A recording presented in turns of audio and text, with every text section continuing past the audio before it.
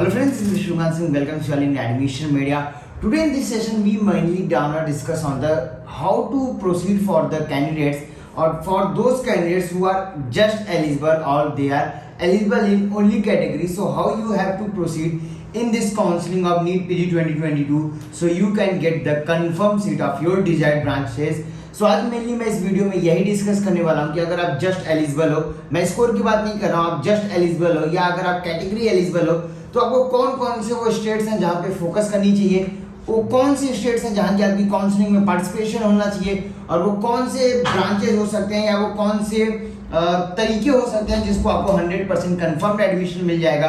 और उसके लिए मैं आपको बता दूं कि we are still providing 1000 free counselling assistance, जिसमें फर्स्ट काउंसलिंग असिस्टेंस टोटली आपकी फ्री ऑफ कॉस्ट रहेगी। अगर आपने रजिस्ट्रेशन नहीं किया तो आप रजिस्ट्रेशन करो, क्योंकि ये आपके लिए हमारी तरफ से एक सम्मान कह सकते हो या हमारी तरफ से आपके एक उपहार कह सकते हो या गिफ्ट समझ सकते हो, क्योंकि जो आपने हमारे लिए कोविड के टाइम पे किया था, जो आपने एज ए डॉक्टर हमारे लिए किया था, उसके लिए टीम एडमिशन मीडिया आपको ये करके दे रही है। अगर आपने रजिस्ट्रेशन नहीं किया है तो आप रजिस्ट्रेशन करो, और अगर आपने कर लिया है तो आप वेट करो, विद इन 2 to 3 डेज आपको कॉल्स और मैसेजेस जाने शुरू हो जाएंगे, क्योंकि टीम ऑलरेडी आपके मार्क्स के अकॉर्डिंग आपको शॉर्टलिस्ट कर रही है और उसके अकॉर्डिंग आपको चीजें प्रोवाइड करने लगेंगे।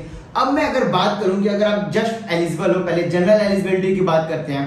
जस्ट एलिजिबल मतलब कि अगर आप 275 प्लस पे हो तो आपके लिए क्या क्या प्राइम फोकस होने चाहिए। देखिए, अगर आप नॉन क्लिनिकल और पैरा क्लिनिकल के लिए हो तो कोई प्रॉब्लम नहीं है, पॉसिबिलिटीज हैं कि अगर आप पॉप अप और स्ट्रे तक वेट करोगे तो कुछ ऐसे ब्रांचेस हो सकते हैं non eligible as well as para clinical या लोअर क्लिनिकल में, तो मैं ज्यादा नहीं बोलूंगा, लेकिन हाँ नॉन क्लिनिकल और पैरा क्लिनिकल के अंदर आपको गवर्नमेंट सीटें जरूर मिल सकती हैं और अच्छे कॉलेजेस में मिल सकती हैं अपग्रेड होके।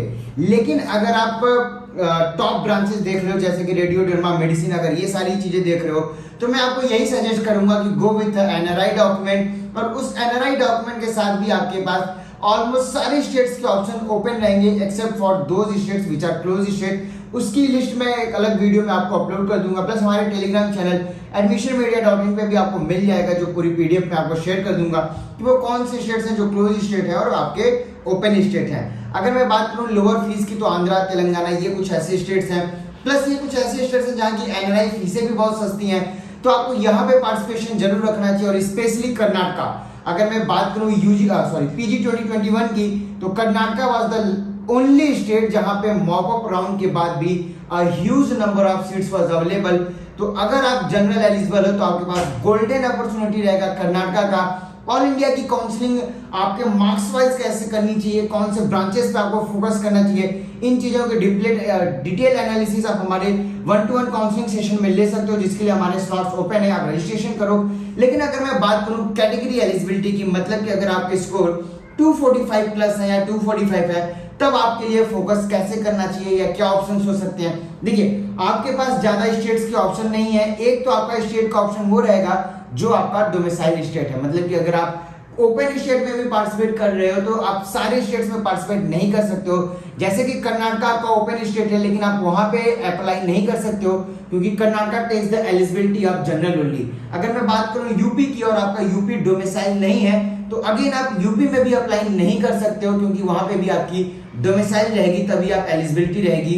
अगर बात करूं कर्नाटका में, मैं एक और पॉइंट बता दूं कि अगर आप कैटेगरी एलिजिबल हो और आपका डोमिसाइल कर्नाटका है तो आप ऑफ कोर्स कर्नाटका में अप्लाई कर सकते हो थ्रू योर कैटेगरी एलिजिबिलिटी। एक और पॉइंट मैं आपको बताना चाहूंगा, डीम्ड यूनिवर्सिटीज के ऑप्शन आपके लिए गोल्डन अपॉर्चुनिटी की तरह खुले रहेंगे। चांसेस हैं कि इस बार सीटें भी इंक्रीज होंगी। अगर मैं सोर्सेज के अकॉर्डिंग न्यूज़ मान के चलूं तो पॉसिबिलिटीज है कि अप्रोक्सीमेटली 10 to 15% आपकी सीट इंक्रीज होने वाली है गवर्नमेंट कॉलेजेस के अंदर। प्राइवेट और डीम्ड के अंदर कोई नोटिफिकेशन नहीं है, लेकिन हाँ I don't know how people are suggesting और how people are predicting that 50% all India cut off क्या होगा। ये सिंपली ऐसा चीज है कि आप डॉक्टर हो, आपके पास पेशेंट भी नहीं आया है, लेकिन आपने पहले से ही प्रिस्क्रिप्शन तैयार रखा है कि कोई भी आएगा मैं उसको ये प्रिस्क्रिप्शन दे दूंगा। जब आपको आइडिया ही नहीं है कि नंबर ऑफ सीट्स कितनी है, सीटें इंक्रीज होंगी डिक्रीज होंगी, 50% एनएमसी ड्राफ्ट, अगेन मैं हर वीडियोस में यूज कर रहा हूँ 50% एनएमसी ड्राफ्ट कि 50% सीट्स गवर्नमेंट की होंगी अंदर डीम्ड एंड प्राइवेट, इस पे भी अभी तक कोई क्लेरिफिकेशन नहीं है। अगर at the last moment counselling में ये अप्लाई किया जा सकता है तो ये जितने भी चैनल आपके प्रेडिक्शंस दिखा रहे हैं वो टोटली फेल्ड हो जाएंगे, कुछ भी वर्कआउट नहीं होगा उनके अकॉर्डिंग।